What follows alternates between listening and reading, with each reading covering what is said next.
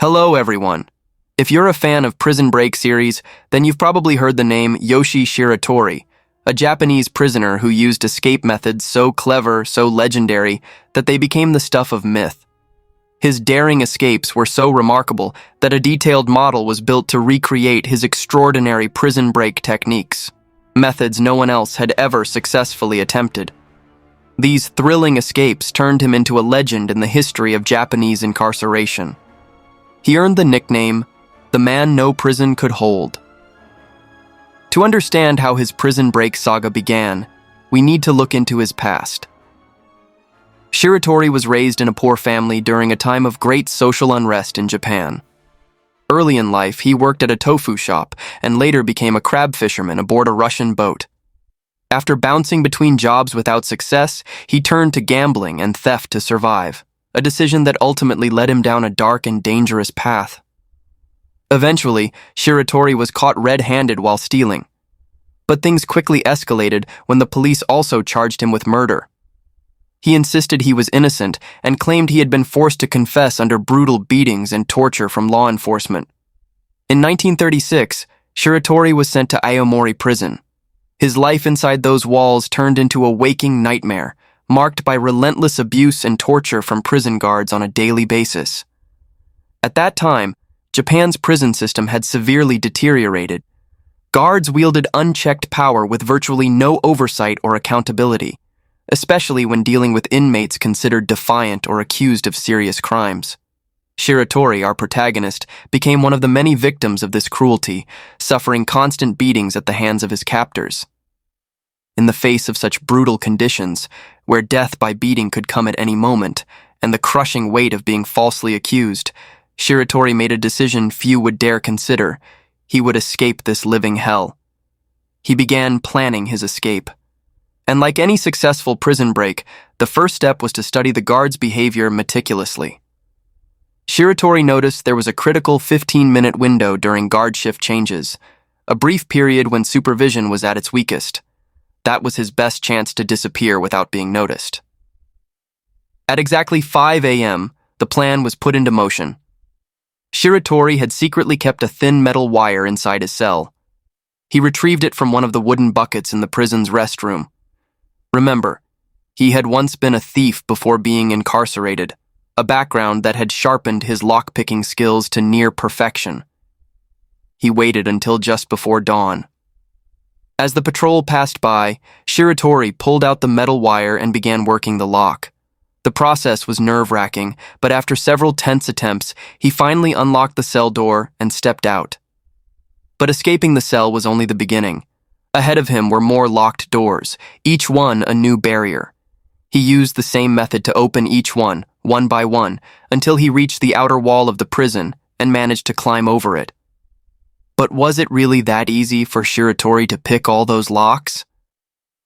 First of all, Shiratori was exceptionally skilled at lockpicking, and the quality of the locks at the time wasn't exactly top tier. We're talking about the year 1936. Lock mechanisms were much simpler back then, which played right into Shiratori's hands and made his escape more feasible. Still, the guards' patrol would return within minutes, and even if he managed to leave the prison compound, Shiratori knew he wouldn't get far without being spotted. If the guards discovered his absence, the alarms would go off and a manhunt would begin immediately.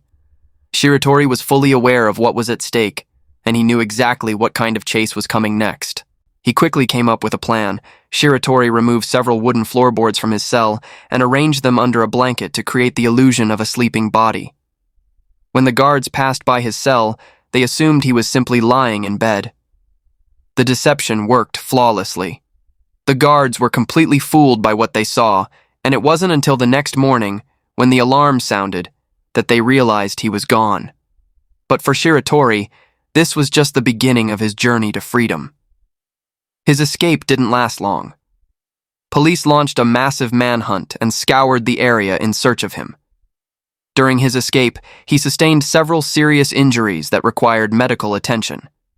Unable to seek treatment at a hospital without being recognized, he snuck into one and stole the medical supplies he needed. Unfortunately, some hospital staff noticed him and alerted the authorities. Shiratori was recaptured just 3 days after his initial escape. This time, he wasn't sent back to his old prison. Instead, he was transferred to a new facility, Akita Prison. What awaited him there was even worse. The guards at Akita treated him with more cruelty and brutality than ever before. To them, Shiratori wasn't just a murderer. He was also an escapee, a threat to their authority. They beat him relentlessly and subjected him to daily torture, using his body as a warning to other inmates who might even think about escaping. At Akita, they didn't even give him a mattress. He was forced to sleep on the cold, concrete floor. Worse yet, he was often confined to a tiny, isolated cell with a unique structure. It resembled a vertical tower with a high ceiling. The only light source came from a small window placed near the top. In essence, the room was designed to be inescapable. On top of that, Shiratori was kept in handcuffs all day long. The constant beatings and humiliation by the guards made his already unbearable situation even more devastating. And yet, not everything at Akita was pure hell. There was one guard who showed him compassion. This officer regularly checked in on Shiratori's physical condition and treated him with rare kindness. The two eventually developed a bond, and Officer Kobayashi became Shiratori's only friend behind bars. Japan's prison system at the time was riddled with corruption. Guards were free to do as they pleased. Beating and torturing prisoners they disliked was routine. Though Kobayashi sympathized with Shiratori, there was little he could do to stop the abuse inflicted by others. All he could offer was a few moments of kindness, checking on Shiratori's health and occasionally offering him a small sign of humanity. But even this simple act of compassion would become a turning point for Shiratori. It gave him just enough strength and just enough hope to attempt something he might later regret. His suffering continued in that brutal prison until the night of July 15th, 1942. That night, one of the guards slid open the inspection window on the door of Shiratori's cell for a routine check and froze. He stared, stunned. Shiratori was gone. All that remained were the handcuffs. Panic set in. Prison staff and police scrambled in confusion, unable to comprehend how Yoshie Shiratori had escaped again from a cell considered impossible to break out of. So how did he pull off this incredible feat? First, he had to unlock the handcuffs, a task that was relatively easy for him. Somehow, Shiratori had once again obtained a thin piece of metal wire similar to the one he used during his previous imprisonment. Using that wire and his legendary lockpicking skills, he freed himself from the cuffs. But the real challenge wasn't the cuffs, it was escaping the room itself. The only way out was through a small window set high in the ceiling. So how did Shiratori even reach it? One of Shiratori's many skills was wall climbing. He had the physical ability to scale walls and reach the small window high up in the ceiling of his cell. Unfortunately, the iron bars on the window were solid and immovable. But there was a catch. The window frame itself was made of wood, and that could be dismantled. Even so, removing the wooden frame was no easy task. Shiratori worked on the window frame slowly and patiently, only at night. By day, he would return to the floor and lock himself back into the handcuffs to avoid raising suspicion. He repeated this cycle for about 6 months. Finally, he succeeded in breaking apart the wooden frame and loosening the window. But even then, he didn't escape right away. He waited for the perfect opportunity. That moment came on a stormy night, with strong winds and heavy rain pounding the prison walls. Amid the chaos of the storm, not a single guard could see or hear Shiratori as he made his daring escape. Thanks to this meticulous timing, Yoshie slipped away undetected.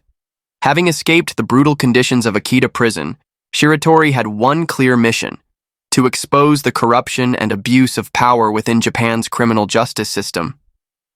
3 months later, the prison warden Kobayashi was at home when he heard a knock at the door.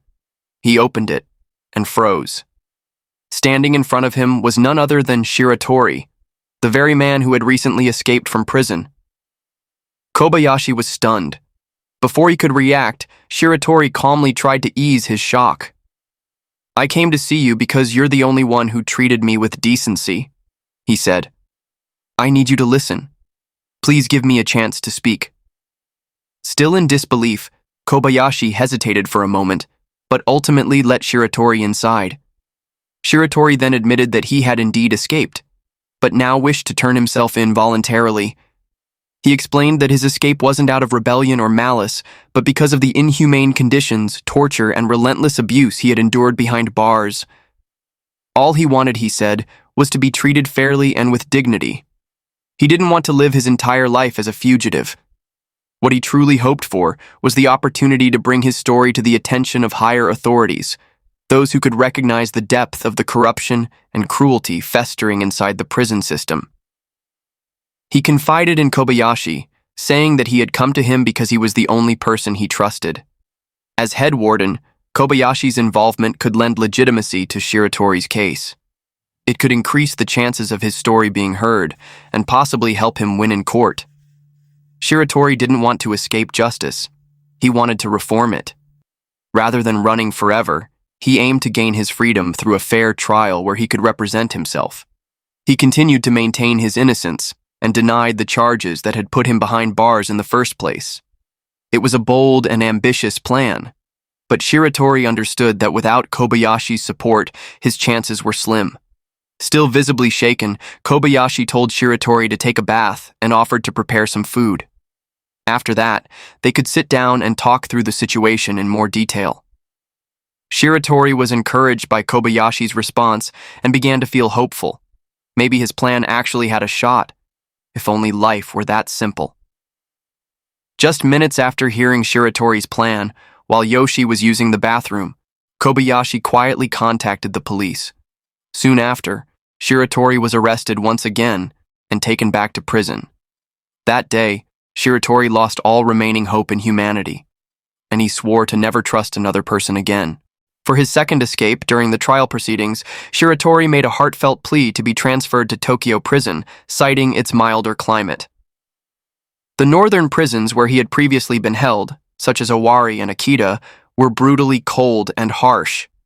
But instead of granting his request, the authorities sent him to Abashiri Prison, located in the remote northern reaches of Hokkaido, the coldest region in all of Japan.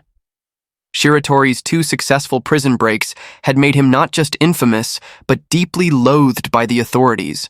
They wanted to make an example of him, to serve as a warning to any other inmate who might dream of escaping. Abashiri Prison was notorious. Its security system was considered on par with that of Alcatraz in the United States. Surrounded by water and snow on all sides, the prison made escape nearly impossible, and even if someone did manage to break out, the freezing temperatures and total isolation meant survival was next to hopeless. Shiratori was transferred to Abashiri during the winter of 1943. Temperatures inside the cells dropped well below freezing. Guards threw him into his new cell and left him handcuffed on the freezing floor.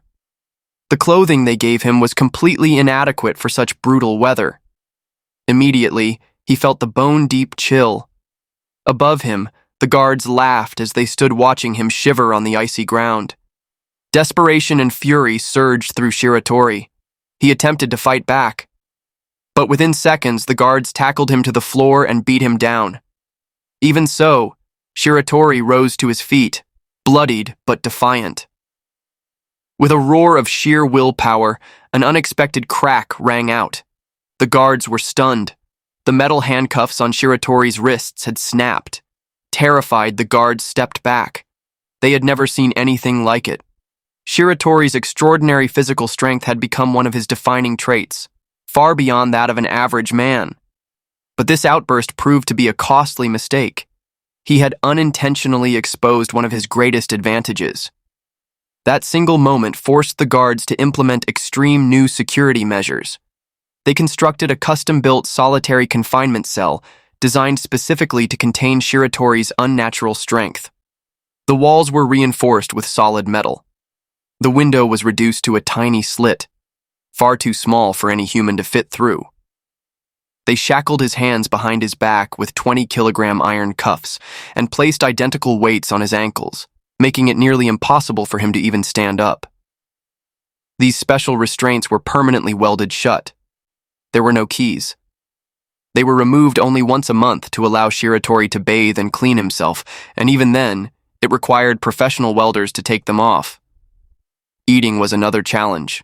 Food was pushed through a small hole at the bottom of the door, and Shiratori had to crawl on his belly to reach it. With his arms locked behind his back, the reinforced prison cell, the freezing temperatures, the heavy iron shackles, and barely any food, escape seemed utterly impossible. But Shiratori wasn't just any prisoner. He was becoming a legend. The plan he crafted to escape this frozen hell, and how he turned it into an eternal chapter in Japan's prison history, would forever testify to Shiratori's unbreakable spirit. After 6 months locked inside Abashiri, on the night of August 26, 1943, a guard approached the cell window for a routine check and recoiled in horror. Shiratori was gone. On the floor lay the 20-kilogram handcuffs, broken open, surrounded by scattered screws. His clothes were neatly folded. He had vanished like a ghost. How could anyone, let alone a man under those conditions, pull off such a feat for the 3rd time? It turns out that beyond his superhuman strength, Shiratori was also incredibly intelligent. Miso soup was one of the staple meals served to prisoners. While it offered little in terms of nutrition, it had a distinct salty taste, and salt is known to accelerate oxidation and rusting of metal. Shiratori cleverly exploited this chemical reaction. After every meal, he would save a bit of soup and pour it over the screws in his handcuffs and on the metal plate covering the cell's air vent. This painstaking process was even more grueling, given that his hands were shackled behind his back. Even with the high salt content, rusting metal takes time. It doesn't happen overnight. It took weeks and months of consistent effort. But there's one key question. Why didn't the welders, who came once a month to remove his cuffs for bathing, notice the rust forming? The answer lies in Shiratori's precision. He only poured miso soup onto the joints and screws, making the corrosion hard to detect. Moreover, the iron cuffs were black in color, allowing the rust stains to blend in and remain hidden from sight. As for the vent frame, it was constructed from a metal grid held in place with screws and bolts. Thanks to the corrosion, it eventually became easier to remove than the cuffs. But a new problem emerged. The size of the vent window was smaller than Shiratori's body. This was intentional. Prison authorities had deliberately designed the vent that way during construction to ensure that even if Shiratori managed to remove his cuffs, he still couldn't fit through the opening. But once again, Shiratori defied expectations by revealing another hidden talent: incredible body flexibility. As unbelievable as it sounds, a rare few possess this skill, which can be trained over time. True to his nature, Shiratori waited patiently for the perfect moment. It came during the chaos of World War II, as American air raids on Japan became increasingly frequent. Blackouts were common, and Shiratori watched closely for any opportunity.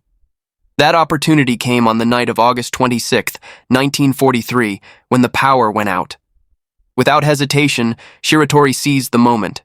He focused on the weakest points of the corroded cuffs, targeting the rusted screws. Despite his frail, emaciated body, reduced to skin and bones, he carefully unscrewed the bolts from the iron cuffs. Then, with incredible flexibility, he slipped his thin frame through the small vent window, the very one that was thought to be impossible to escape. From there, he climbed onto the prison roof, which hadn't been fully reinforced and had several glass windows. He smashed through one of them, slid through the opening, and for the 3rd time, Shiratori escaped.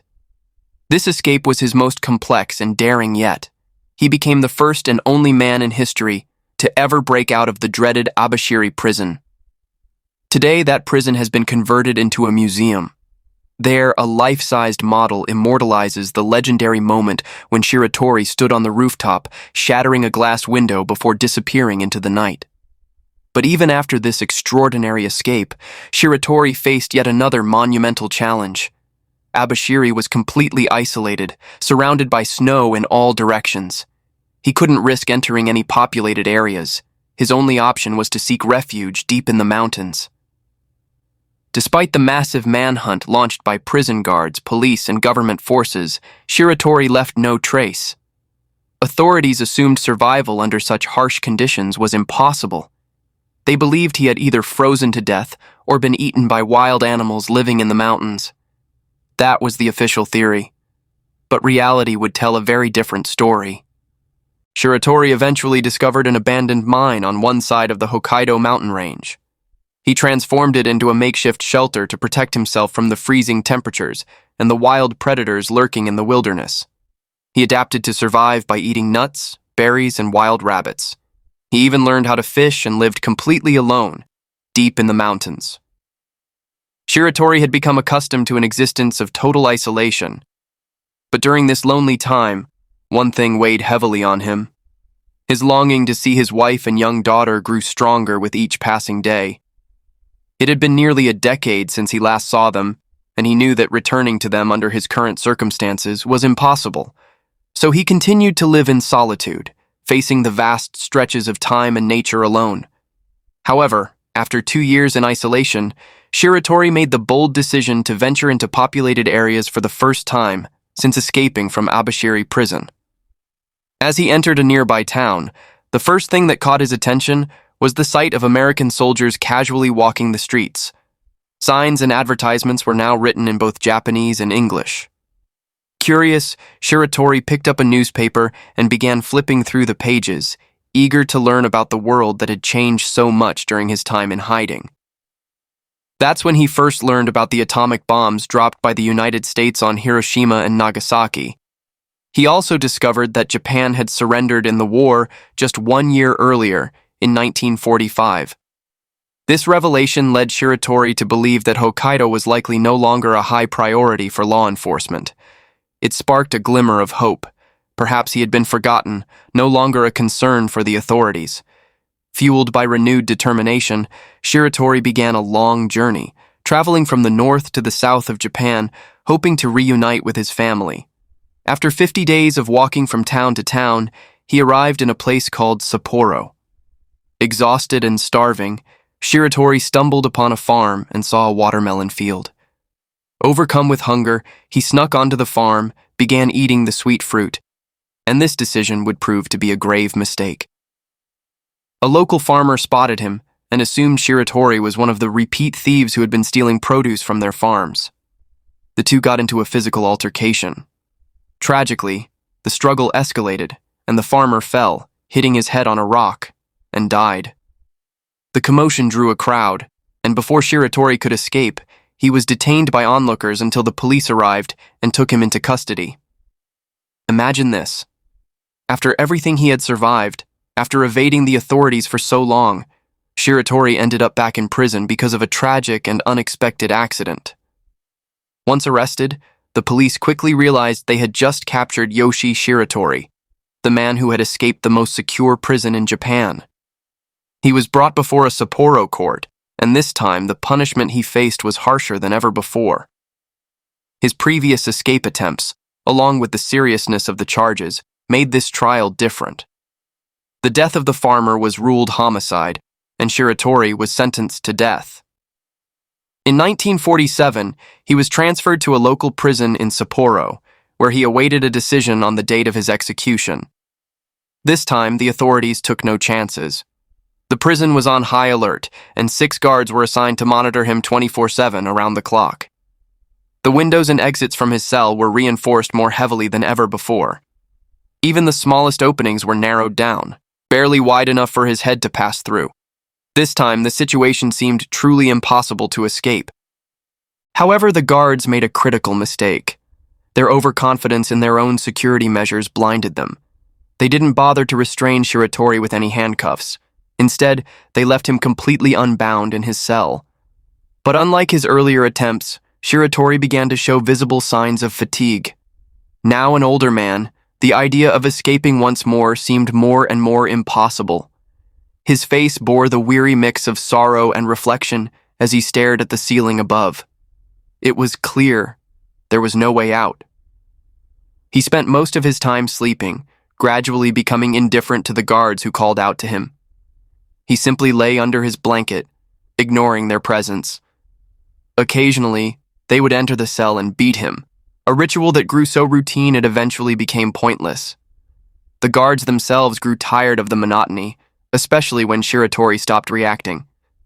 He would remain still, quietly enduring the blows like a lonely soul who had already given up on life. But then, one night, everything changed. As usual, the guards called out to him. As usual, he didn't respond. They entered the cell, ready to deliver another round of beatings. But this time, they were met with something completely unexpected. Shiratori didn't move. There was no reaction from under the blanket. Suspicious, they pulled the blanket back and were stunned. He was gone. All that remained were a few wooden floorboards where he once lay. Unlike his previous escapes, this time Shiratori had broken out through the floor.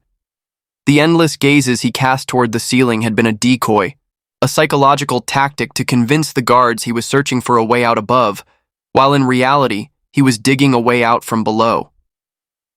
What no one had ever expected was that Shiratori had been removing the wooden floorboards piece by piece, night after night, a task that was far from easy.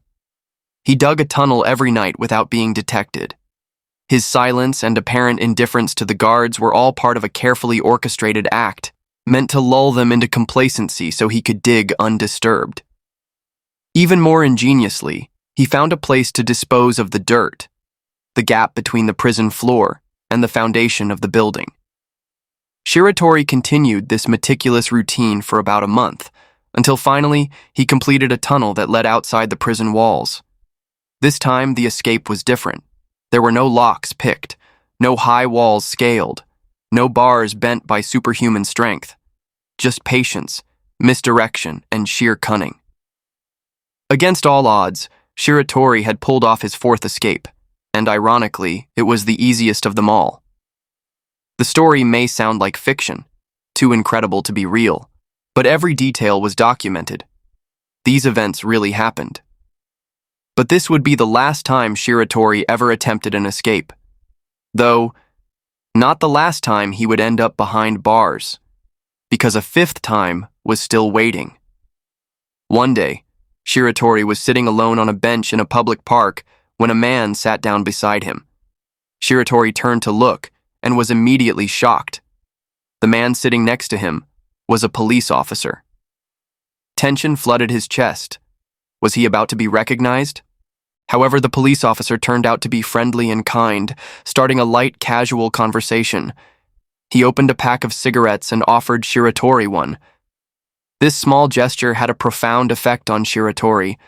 A cigarette was considered a valuable and expensive commodity at the time. To be offered one by a stranger, especially a police officer, made Shiratori feel that perhaps some goodness still remained in the people and in the country, even among law enforcement officers.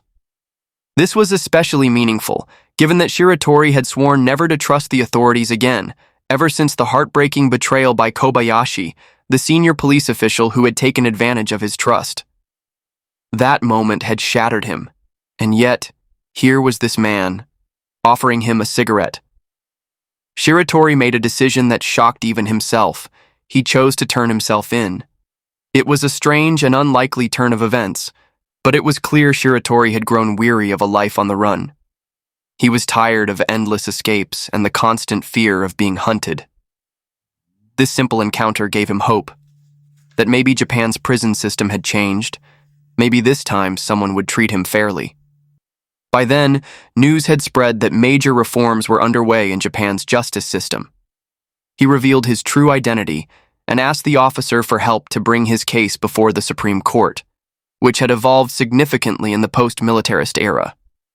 In court, Shiratori told the full story, every escape, every injustice, and the wrongful accusation that had put him behind bars over 10 years earlier. He explained the incident with the farmer as an act of self-defense.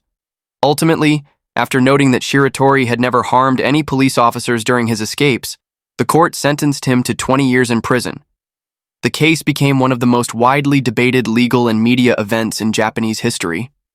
It marked a turning point in the reform of Japan's justice and prison systems.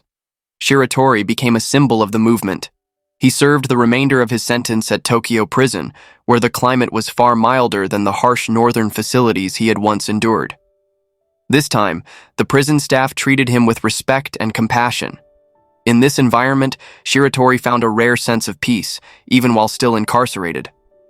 At last, his requests were honored, and he was able to live out the rest of his sentence with inner calm, never again attempting escape. Thanks to his good behavior and conduct, Shiratori was pardoned in 1961 after serving 14 years. He was finally reunited with his daughter, though his wife had passed away during his imprisonment. Shiratori went on to live a quiet life, working to support himself, and passed away years later at the age of 72. His unbelievable life story inspired renowned Japanese author Akira Yoshimura to write the classic novel Hagoku, Prison Break, which was later adapted into a 2017 feature film. Today, Abashiri Prison, where Shiratori once escaped using miso soup, has been turned into a museum. A life-sized model of Shiratori climbing onto the roof was built to commemorate the first and only man to ever escape from that fortress. For Japan's prison system, Shiratori's case became a defining lesson, leading to stronger security measures and the realization that the man who couldn't be confined had forever changed their history. Fighting for human rights is timeless, and Shiratori used his prison breaks not for fame or crime, but as a desperate means to seek justice for himself. And he succeeded. And with that, we've reached the end of this extraordinary story. We hope you enjoyed the video. Don't forget to like and subscribe so we can continue bringing you even more powerful stories like this one.